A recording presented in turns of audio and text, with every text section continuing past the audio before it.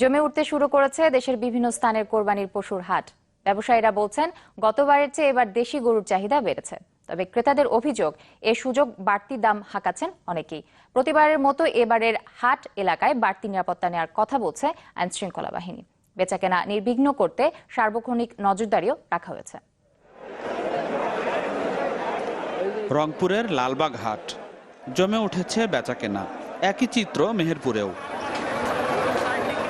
হাটে হাটে ঘুরে স্বাদ ও সাধ্যের মধ্যে ক্রেতারা বেছে নিচ্ছেন তাদের পছন্দের পশু।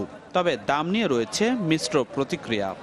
গরুর দাম বেশি থাকায় গরু কিনতে পারতেছি না, খুব হতাশার মধ্যে আর কি ঘুরতেছি শুধু। বাজার যে গরুর দাম আমরা কিনে খাই মাংস, সে অনুপাতে অনেক বেশি। এবারে যে 500 টাকা কেজি পড়ছে গরু। বিক্রেতারা বলছেন পশু খাদ্যের দাম বেশি, তাই বাড়তি দাম।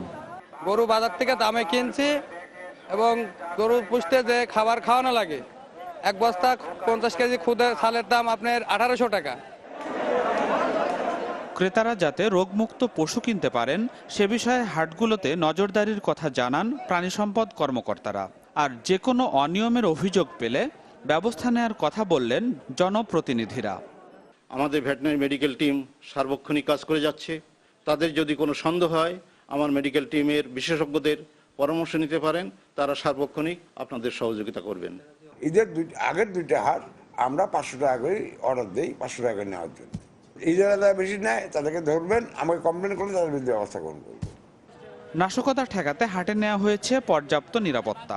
পুলিশ প্রশাসন বলছে ক্রেতা বিক্রেতাদের যে কোনো ধরনের সহায়তা দেয়া হবে। প্রত্যেকটা হাটের দিন তো পর্যাপ্ত পুলিশের নিরাপত্তা ব্যবস্থা আমরা নিয়েছি, পর্যাপ্ত পুলিশ থাকবে। এছাড়া হাটের দিন যেদিন না সেদিনও ওখানে গোয়েন্দা নজরদারি থাকবে। পোশাকি পুলিশের পাশাপাশি সাদা পুলিশও ডিপ্লয় করা হয়েছে।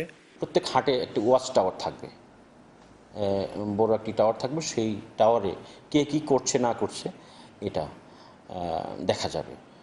আর আমরাও রিকোয়েস্ট করেছি বড় বড় হাটগুলোতে যেন সিসি ক্যামেরা লাগিয়ে সেটা নিরাপত্তার আওতায় যদি আনা যায় আর কি।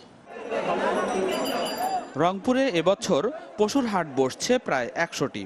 আর মেহেরপুরে 386টি বাণিজ্যিক ও পারিবারিক খামারে কোরবানির জন্য লালন পালন করা হয়েছে প্রায় 40,000 গরু।